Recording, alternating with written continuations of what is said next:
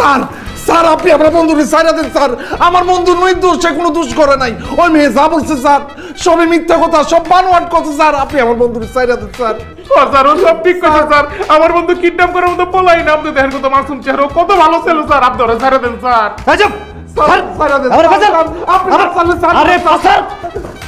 আমার পা ধরে কোনো লাভ নাই।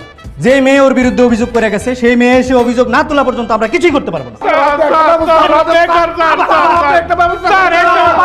স্যারের পা ধরে আর কান্নাকাটি করতে হবে না। আপু চলে আসছে, আমাকে চারা নিতে চলে আসছে। আপু আমি জানতাম আপনি খুবই মায়াবী, দয়ালু, পরোপকারী। আমার মতো একজন মাসুম নিরীহ বাচ্চা জেলে পয়সা মরবে, এটা আপনি কখনোই হইতে দিতে পারবেন না।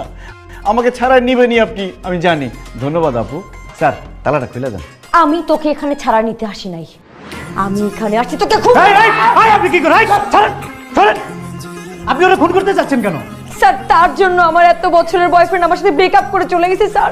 আমাদের সম্পর্ক সে ভেঙে চুরমার করে দিছে স্যার। এখন আমার বেঁচে থেকে আর কি লাভ? যেহেতু আমি মরেই যাব, সেহেতু ওকে মেরে আমি ফাঁসিতে ঝুলতে চাই। কি বলতেছেন আপনি? আমার কারণে আপনার ভালোবাসার মানুষ আপনাকে ছেড়ে চলে যাবে কেন?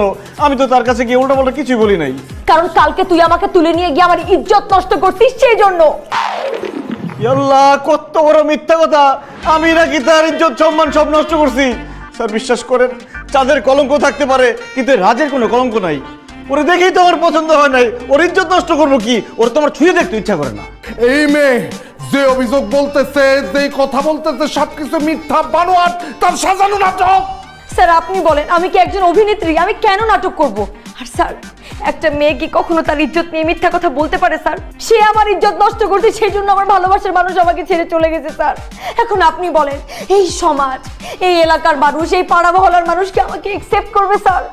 স্যার আমার তো মনে হয় আমার আর কোনো দিন বিয়ে হবে না স্যার, কোনো দিন না। তোর বিয়ে হবে? তোর আমি বিয়ে করাইতেছি। তুই যেহেতু বলছিস আমি তোর ইজ্জত নষ্ট করছি, কেউ তোর বিয়ে করবে না, আমি তোর বিয়ে করব। বিয়ে করবি? আয় বিয়ে কর আমারে। অসম্ভব, তোর মতো গুন্ডাকে আমি জীবনেও বিয়ে করব না। তুই আমার ইজ্জত নষ্ট করছিস, আমি তোর ফাঁসি চাই স্যার। দরকার পড়লে আমি সারা জীবন কুমারী হয়ে থাকবো, তারপরেও আপনি তাকে ফাঁসি দেন স্যার।